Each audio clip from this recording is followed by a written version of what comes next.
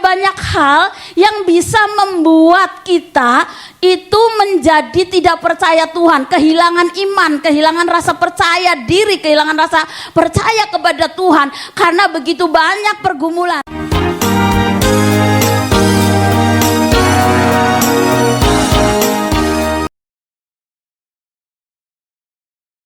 Sekali lagi salam semua, diberkati Tuhan. Saya percaya ya, kita ini saudaraku sudah melewati begitu setiap musim dalam hidup kita. Pandemi berlalu, kita masih tetap ada. Amin. Kita makin bersyukur gak sih saudara? Kita makin bersyukur banget hari-hari ini, kita bersyukur saudaraku. Saya ngerasa bersyukur banget Tuhan, kita sudah melewati masa pandemi. Dan sebagian orang sudah tidak ada, tapi saudara dan saya masih tetap ada. Amin. Dan itu saudara, itu sudah cukup buat saya merasa aku tuh Tuhan dikasih oleh Tuhan. Aku tuh diberkati Tuhan luar biasa gitu. Makanya Tuhan gak ada alasan untuk saudara tuh gak bisa senyum. Iya kan? Ingat aja masa pandemi berlalu, Anda dan saya masih di sini. Oh Tuhan Yesus, terima kasih. Nafasnya panjang kan? Amin, umurnya panjang, yang berulang mungkin panjang gitu kan. Nah saudaraku dikasih oleh Tuhan. Sore hari ini saya mau ajak saudara belajar firman Tuhan bersama dengan saya. Saudaraku, kita ini saudara sudah melewati begitu banyak tantangan-tantangan yang ada, yang terjadi di dalam hidup kita, yang datangnya itu dari luar, saudara. Ya, secara global pandemi menyerang kita semua. Lalu saudaraku, masalah-masalah yang datang dari luar diri kita itu silih berganti dan saudaraku masih ada. Saudara masih hidup, masih tertawa saudara. Dan kita itu melewati semua yang datang saudara. Semua datang pergumulan dari keluarga, keuangan, semua datang menyerang kita. Tapi kita masih ada saudaraku.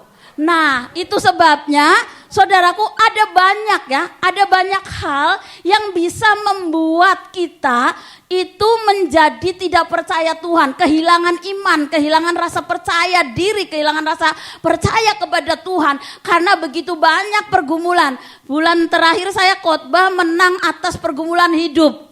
Ya, menang atas pergumulan hidup. Tahun ini saudaraku, saya dituntun, saya ngerasa Tuhan tuntun saya untuk membagikan sharing firman Tuhan di mana tahun ini bangkit jadilah pemenang.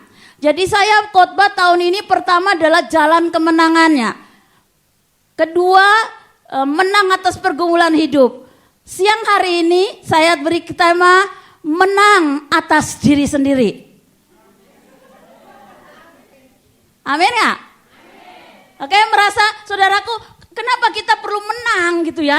Karena kita saudara-saudara sudah menghadapi musuh yang datang dari luar diri kita, kita itu keluar sebagai pemenang. Tapi bagaimana kalau saudara dihadapkan dengan musuh itu adalah diri kita sendiri? Musuh yang terbesar bukan nenekmu, bukan suamimu yang menyelingkuhimu. Musuh yang terbesar dalam hidup saudara dan saya terletak itu pada diri saudara sendiri.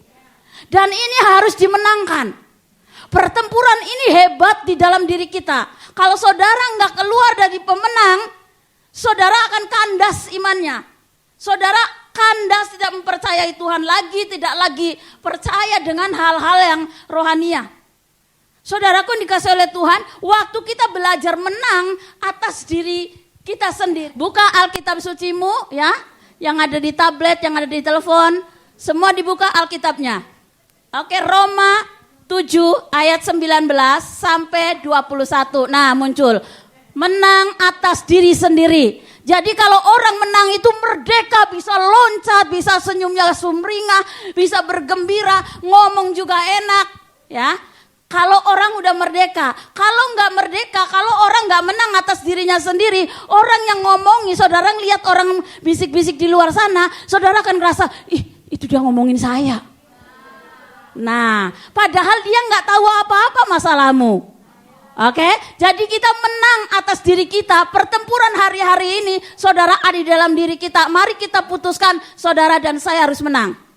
Amin. Oke, kita baca firman Tuhan-nya dari Roma 7 ayat 19 sampai 21. Saya ambil di sini dari versi firman Allah yang hidup. Ya karena kata-katanya lebih sekali, tepat sekali saudara. Kita baca aja yang sudah muncul di sini. 1, 2, 3. Apabila saya ingin berbuat baik, saya tidak melakukannya. Dan apabila saya berusaha untuk tidak berbuat salah, saya malah melakukannya. Sekarang apabila saya melakukan suatu hal yang tidak saya kehendaki, persoalannya sudah jelas.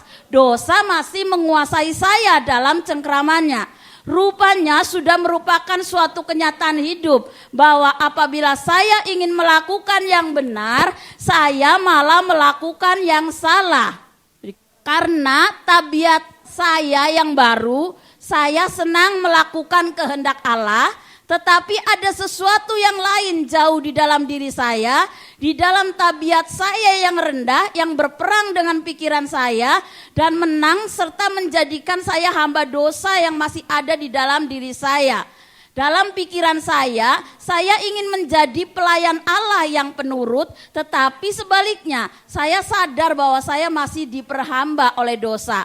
Jadi sekarang saudara mengerti, persoalannya hidup saya yang baru menyuruh saya berbuat benar. Tetapi tabiat lama yang masih ada di dalam diri saya gemar akan dosa. Betapa celakanya keadaan saya.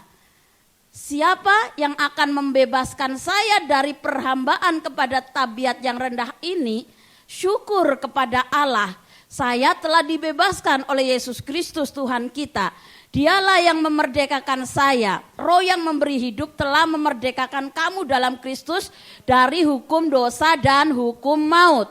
Nah, saudaraku yang dikasihi oleh Tuhan, kita ngalamin yang namanya peperangan yang datangnya dari luar. Tetapi kali ini saya mau saudara melihat peperangan yang ada di dalam diri setiap kita. Ada sebuah kisah dari seorang kaisar yang terkenal. Coba dimunculkan. Ada kisah tentang seorang kaisar yang terkenal dengan sebutan The Great Alexander atau Alexander Agung. Beliau adalah seorang penakluk dari Yunani. Daerah kekuasaannya pernah sampai ke India. Sungguh luar biasa luasnya pemerintahannya Yunani India. Namun sekali waktu ia kedapatan menangis. Mengapa? Karena ia merasa tidak ada lagi daerah yang bisa ditaklukkannya. Keinginannya untuk menaklukkan daerah lain menunjukkan bahwa ia gagal menaklukkan dirinya sendiri. Ada satu lagi, seorang reporter pernah bertanya kepada penginjil besar, D.L. Moody, ya, orang mana yang memberi Anda kesulitan terbesar? Jawab beliau, orang yang paling banyak memberikan kesulitan pada saya dibandingkan siapapun adalah diri saya sendiri. Nah, saudaraku, jadi saudara, ini khotbah buat saudara dan saya.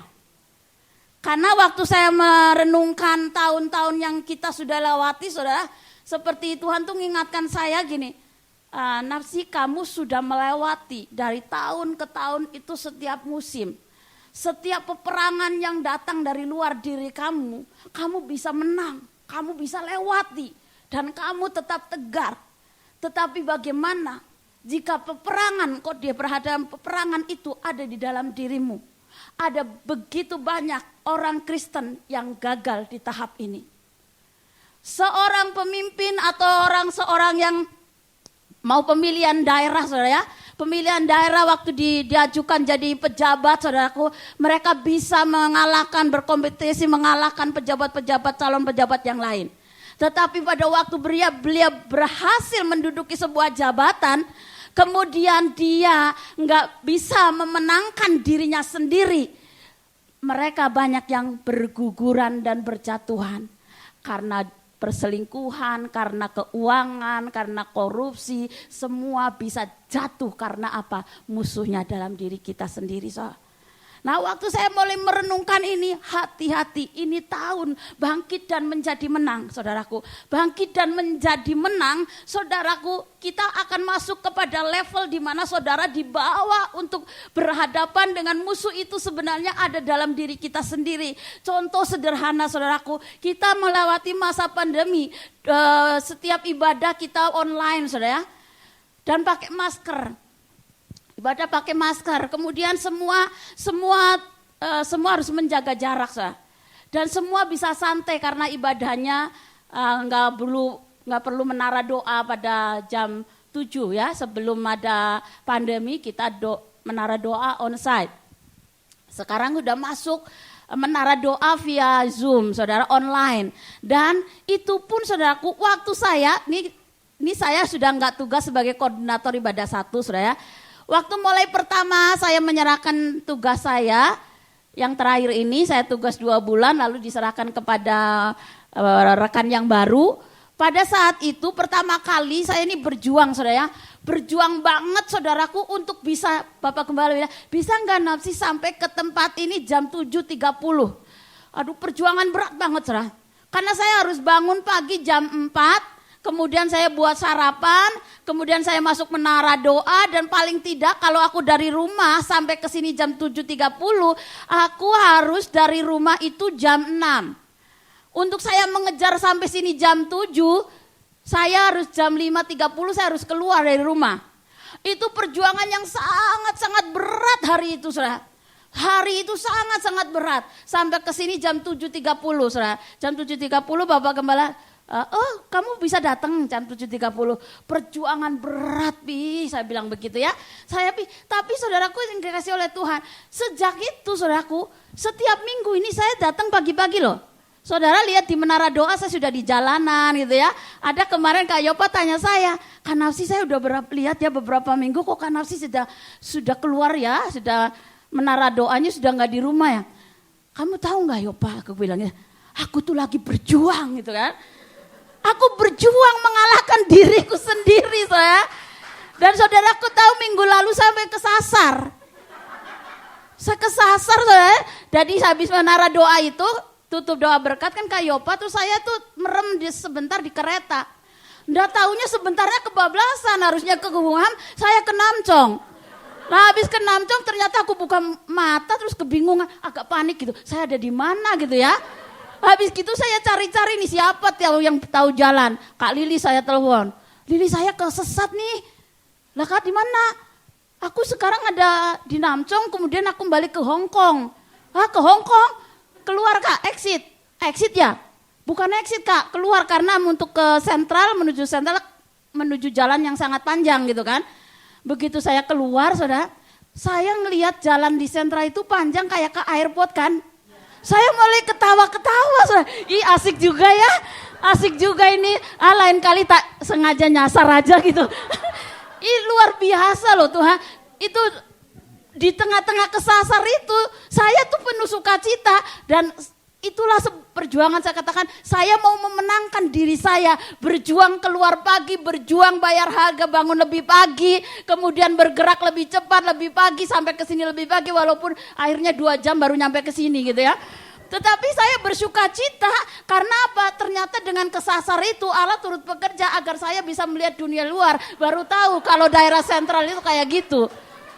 Ya jalan panjang seperti airport ternyata bagus banget gitu. Baru lihat saudara, Kak Lili bilang bertahun-tahun Kak Nafsi di Hong Kong gak tahu sentral katanya gitu ya. Tapi saudara benar, itu saudaraku waktu saya berjuang untuk bisa bangun pagi, berjuang untuk bisa sampai ke sini lebih pagi. Saya bukan lagi enggak, dulu waktu saya tugas koordinator juga saya enggak bisa bangun gitu ya. Maksudnya enggak bisa tiba pagi gitu. Tapi waktu saya melepaskan koordinator yang ini, saya bisa berusaha untuk bangun agar aku berjuang untuk memenangkan pertempuran yang ada dalam diri saya. Yaitu apa saudaraku? Kadangkala, banyak kali aku menemukan saudaraku, teman-teman itu yang sudah, musuh yang kita hadapi itu rasa nyaman. Rasa nyaman jadi sudah tenang, itu sudah kehilangan daya juang. Udah kehilangan semangat untuk berjuang, semangat untuk ini sudah nggak punya lagi. Gitu. Ini bahaya sekali, saudara. Karena waktu kita bilang bangkit dan menjadi pemenang, saudaraku harus bisa, Alkitab katakan orang yang semangat dapat menanggung penderitaannya. Nah, jadi kalau saya mulai memperjuangkan diri saya sendiri, saya harus bisa. Dan akhirnya keterusan ya, ternyata bisa. Dan berkata kemarin ini lagi puasa bangun tidur itu kan saya coba olahraga, belum selesai olahraganya sudah kelelahan, jam 10 udah kelaparan gitu kan. Ih, saya ih Tuhan kok gini ya gitu ya. Maksudnya kan saya lagi mau puasa gitu. Kalau nggak puasa sih enggak tuh. Kalau nggak niat puasa, saudara mau makan sore juga nggak kelaparan. Tapi kalau saudara niat puasa, godaan datang. Begitu hari kemarin itu saya, aduh Tuhan jam 10 ini udah lelah, sudah ngantuk. Ini sedangkan saya harus bekerja. Sambil bekerja saya ngomong, saya berbahasa roh, saya bilang Tuhan ini gimana Tuhan, sini besok saya mau khotbah tentang menang atas diri saya sendiri. Nah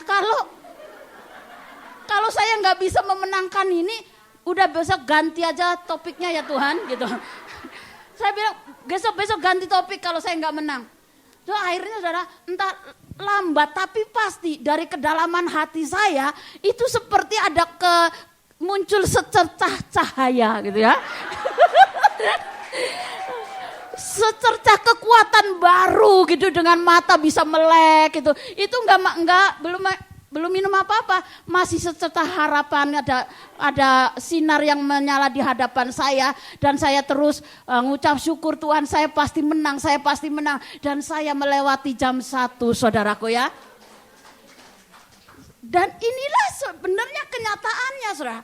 Kenyataannya perjuangan di dalam diri kita itu menghadapi diri kita sendiri. Dan apa yang ada di dalam diri kita itu yang selalu terjadi setiap hari. Dan saya percaya perjuangan ini enggak cuma hari ini. Tapi selama saudara masih hidup di bumi ini, perjuangan ini akan terus saudara hadapi. Hari ini menang, besok menang sampai didapati titik darah penghabisan, saudara menang mempertahankan nama Yesus. Amin gak? Kalau kita menang, ya ini lagi berjuang saudara, dan saya ini masih berjuang. Saya belum menang sepenuhnya, karena nanti menang yang sesungguhnya adalah ketika nafas saya habis di bumi dan saya mempertahankan nama Yesus. Tapi selama saudara masih diberi nafas hidup sini hari ini, saudara dan saya sama-sama berjuang.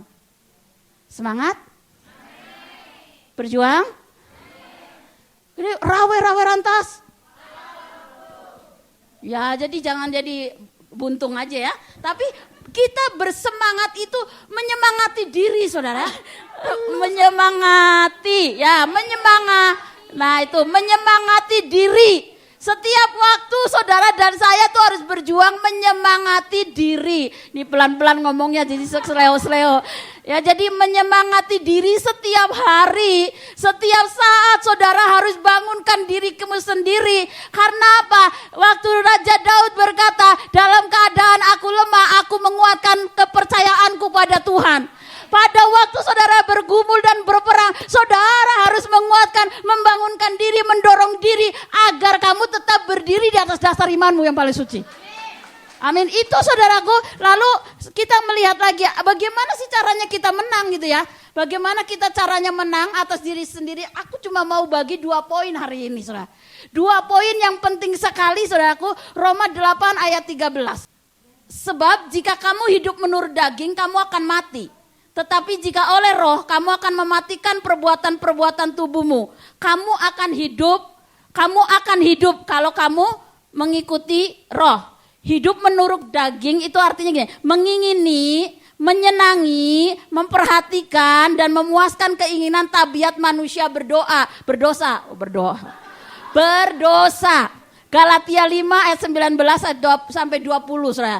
Itu di sana keinginan daging, itu iri hati, hawa nafsu, dan saudaraku yang ada di dalam diri kita, manusia berdosa yang kecenderungannya mau berbuat salah, saudara. Dari ayat firman Tuhan yang tadi kita baca di awal, saudaraku, di Roma 7 ayat 19-21 itu dikatakan ini, ada yang buruk ya, ada kata yang buruk lawannya yang baik. Ada kata yang salah lawannya yang benar, yang lama yang baru, yang daging yang roh. Saudara yang ada di mana? Oke, jadi itu ada lawan-lawan katanya, yang baik, yang buruk ada. Ketika saudara mau buat baik, yang buruk Anda lakukan. Saudara mau puasa, niatnya puasa, malah makan. Itu terjadi dan itu pertentangan saudaraku. Itu bertentangan di dalam diri kita begitu hebatnya. Ya peperangan. Jadi begitu kita dan kita harus mematikan kedagingan ini saudaraku. Bagaimana matiin dagingnya gitu ya.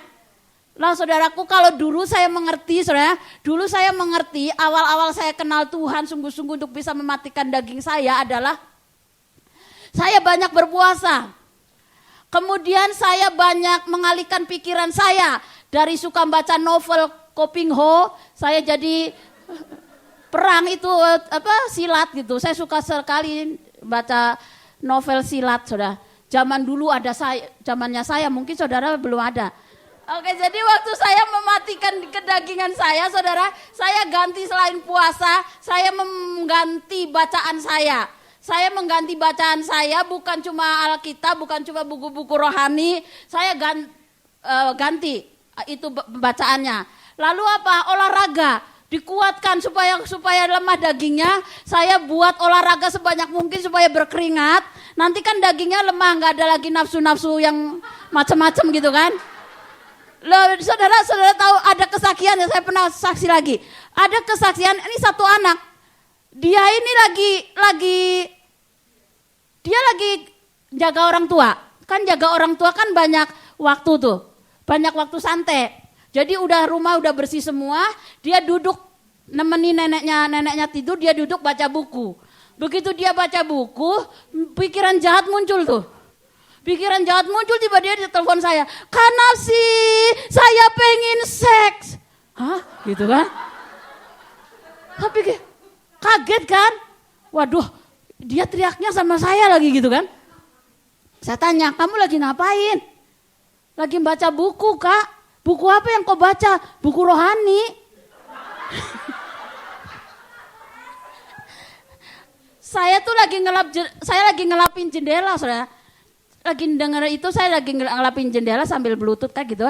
Habis gitu saya ngomong, kamu lagi baca buku, oke sekarang taruh buku kamu, sekarang itu ngelapin jendela yuk. Aku bilang, lapin jendela rumahmu kembali. Aduh Kak, kemarin baru saya lap lagi. Gitu. Karena saya mau mencoba anak ini harus keluar dari perhatian, mengalihkan perhatiannya gitu loh. Jadi dengan buat sibuk, dengan buat kerja, dengan buat tenaga keluar gitu loh. Supaya pikiran siapa tahu ngelihat keluar jendela kan ada banyak orang di sana kan bos, jadi perhatian gitu ya. Jadi begitu itu saudara, daya tariknya seperti itu, kerjaannya setan mencobai seperti itu. Jadi supaya saya mati daging saya mati, saya coba usaha kayak, nah kejadian begitu terjadi seperti itu, tahulah saya bahwa setiap kita selalu ada godaan-godaan untuk membuat kita keluar daripada rencana Tuhan. Kalau kita menuruti, kalau kita mengikuti, ya kita jatuh. Untung dia teriak ke saya. Kan saya nggak bisa ngapa-ngapain, kok cuma kasih saran gitu kan.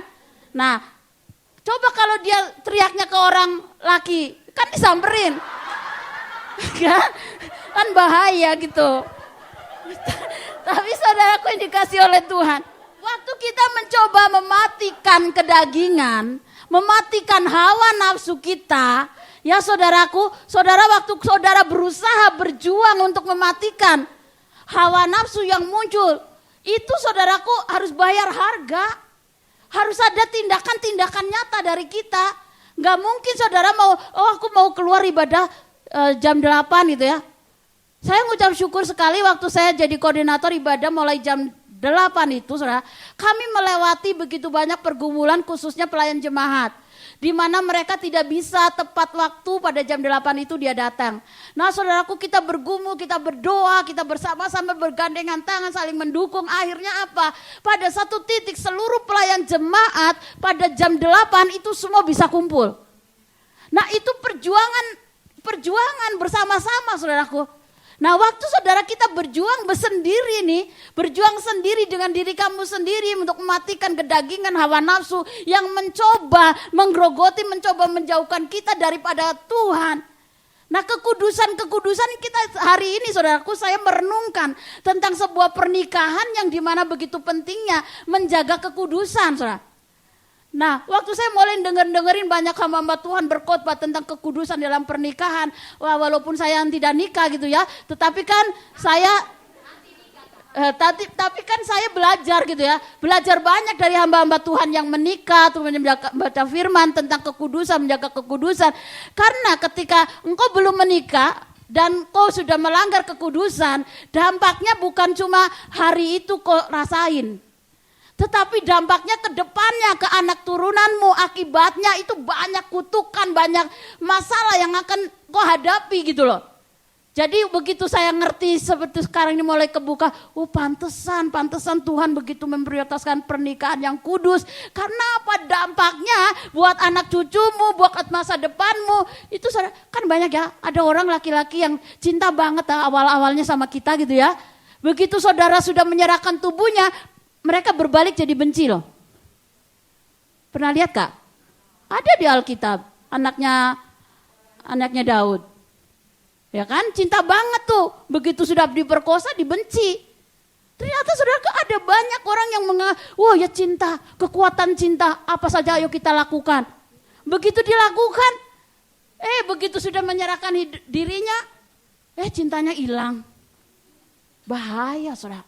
Dan ini saudaraku yang harus saudara mematikan kedagingan dengan cara-cara seperti ini. Nggak cuma saudaraku tadi saya puasa, saya mengalihkan pikiran saya, bacaan saya, mengganti bacaan saya, kemudian mulai memperkatakan, ya mulai olahraga, terus kemudian menyalibkan saudara.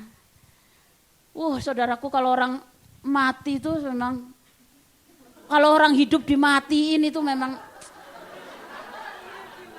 rasanya berontak ya.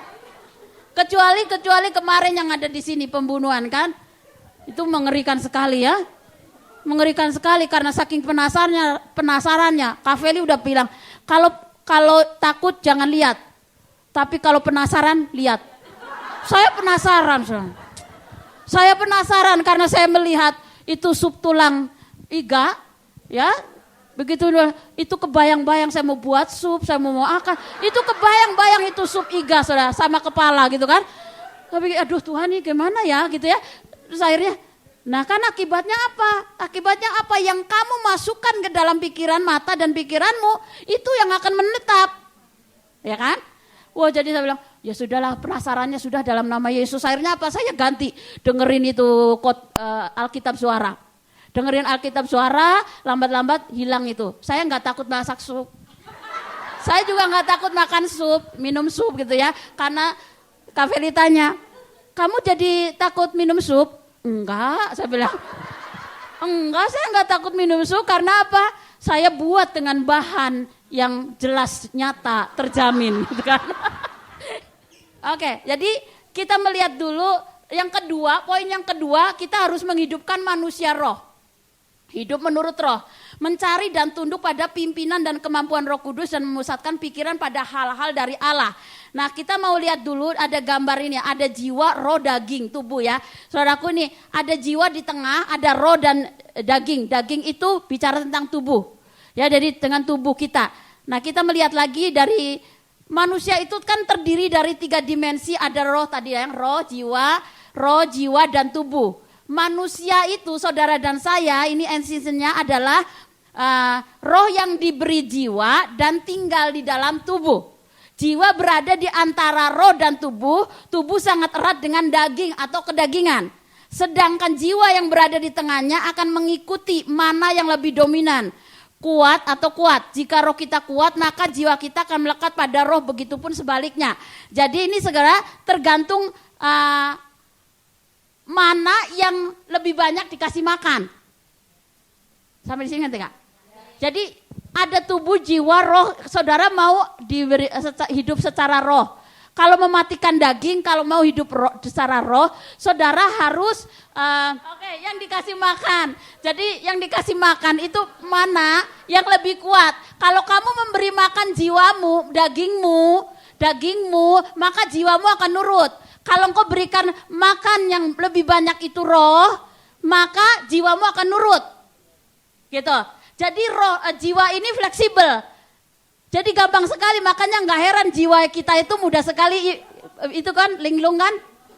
Linglung. Jiwa kita mudah sekali keseret, terpengaruh gitu loh. Coba saudaraku, kalau saudara banyak baca Alkitab, dengerin khotbah setiap hari nih, itu saudaraku lagi membangun roh. Tapi kalau saudara hanya menonton tuh cerita-cerita sinetron ataupun Korea, drama-drama Korea, apa semua kamu tonton, kamu sedang masukin tuh ke dalam jiwamu. Lama-lama tuh jiwa sama daging jadi nempel. Nah, tapi kalau rohmu yang kamu kasih makan lebih banyak, maka dia akan menyatu, jiwamu akan nurutin roh.